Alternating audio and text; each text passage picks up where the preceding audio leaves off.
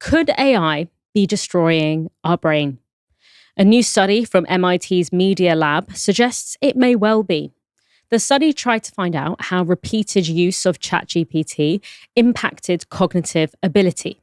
The study divided its subjects into 3 groups and asked them to write a series of SAT essays.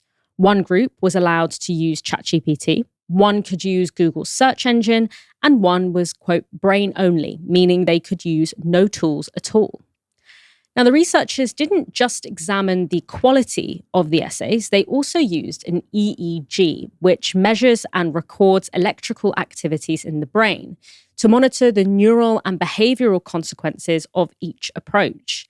And it found that the ChatGPT users, quote, consistently underperformed at neural, linguistic, and behavioral levels. They found that compared to the brain-only group, ChatGPT users had reduced neural connectivity, impaired memory and quote recall, and a reduced sense of ownership, with many resorting by the end of the study to simply copying and pasting their essays from the AI.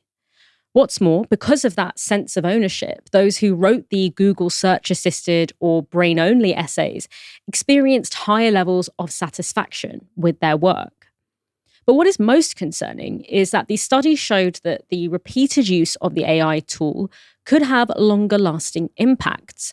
When the ChatGPT group were asked to produce brain-only written work, they did not return to the cognitive levels of the group that had been writing without the tool from the beginning.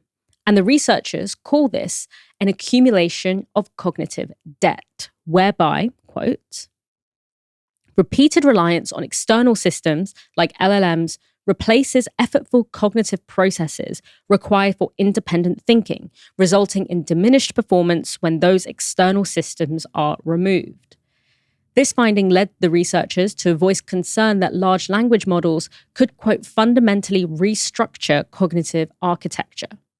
Now, we have to mention that this study was small. It was made up of just 54 subjects from the Boston area.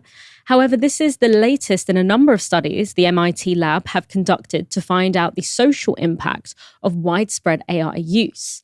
A study from earlier this year analyzed millions of interactions and found that daily usage of ChatGPT correlated with higher loneliness, dependence, problematic use, and lower socialization. It also found that the heaviest users were more likely to use the LLM for emotional support, although the study did note that it found correlation, not causation. So it could be that, in fact, people who are already lonely might be more likely to use AI to seek emotional bonds. Now, some of you guys might know this, some of you might not, but when I'm not chewing your ear off on Novara Live, I am an academic. I work and I teach at a university, and it's obviously no secret that students have been using ChatGPT to write essays. I certainly feel like when I'm marking and I feel like I've read like 6 or 7 ChatGPT generated essays in a row, I feel like my brain is just like sludge. It's like atrophied by the end of it. But the 2 things that I found quite interesting with this study was not the headlines, but the fact that, first of all, the ones that were generated by brain-only or Google search-assisted essays were generally a lot more diverse in their quality, but also in their approach, in the creative thinking that went behind the essays. Whereas the ChatGPT ones were largely, standardized in quality and standardized in content. And I think that kind of flattening of knowledge and that flattening of like suddenly now when you write an essay prompt, everyone's sort of giving the same version of the same essay, and like it kind of makes sense and it's kind of passable, but like the dynamism of like human thought and creativity is completely lost because ChatGPT will always do lowest common denominator thinking. But another thing that I found really interesting as well was that question of ownership. They found that people who had done the Google search assisted or brain only papers felt really positive and accomplished and content and proud of their papers. Whereas the people who used ChatGPT felt indifferent and felt they couldn't even recall really what they had written using the ChatGPT assisted model. And I think that question of like, just because we can, does that mean we should? Like, is this actually making us more fulfilled as a human species to be outsourcing our critical thinking skills to this large language model? But also, I think, alongside this kind of moral panic around students using ChatGPT, and often it involves a lot of finger wagging at students of like, classic, like young people are lazy, young people don't want to do hard things. I actually think that it's a much bigger problem than that. I think it's not that students themselves have just become lazier inherently. I think what's happened is two things. First of all, the entire culture of academia has become far more consumerist. It's become far more about just getting a qualification, ticking a box, getting the minimum viable product, and going on and finding a job. The fact that, we have larger teaching classes, we don't have as much educated time that is dedicated to teaching. Staff numbers are much lower relative to the student population.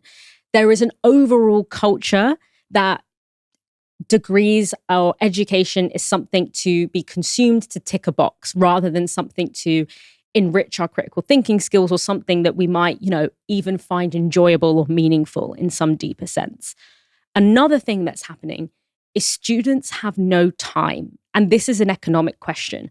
More and more of my students are working unbelievable hours in paid jobs. Some of them are working full time and trying to squeeze their degree around a full-time job because they can't afford to live in London on their student loan.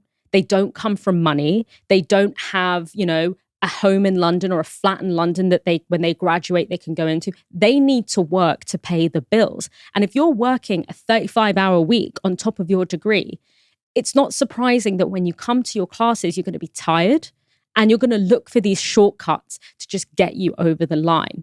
So it's a problem, but I think we're wagging our finger at the wrong people. I don't think it's that students have inherently become lazier or not as good as like the old generation. I think the education system has changed, and I think the economy is shrinking the amount of available time that students have to explore intellectually and to really get the most out of a degree.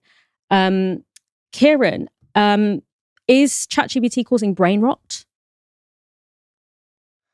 Well, it's very good of you to come to me on this, but I was actually really fascinated by what you were saying, Dalia, and I don't believe in wasting people's times talking about things that I'm not an expert on. But I do think, just a couple of brief reflections. So I used to teach before the dawn of ChatGPT and that kind of thing. Really, I mean, it was kind of just at just before the last phase of innocence, you might say, before it, they were being used en masse. Based on what you're saying, used en masse by students, and it kind of always shocks me for that reason when I hear that, because I'm so used to it being one or two bad apples. But I want to interrogate that briefly based on what you said, Daniel. Yeah. It's I think what you said was very interesting because you're talking about reasserting a kind of political economy in our understanding of ChatGPT and things like that. And what we tend to do with ChatGPT, Claude, all of these kind of large language models and AI generally is sever it, detach it from socio-political or socio-economic underpinnings and just see it as this kind of like totally alien thing that floats without any kind of origin or mooring. And so you're absolutely right in very specific material terms to explain, in this particular case, why your students might use it more often. And then it's not just because they're lazy, it's for the reasons that you've given, which are very, very relatable, widespread economic phenomena that all of us are familiar with. So I applaud your political economy, if I can call it that, of ChatGPT and large language models and AI. Beyond that, don't really have very much interesting to say.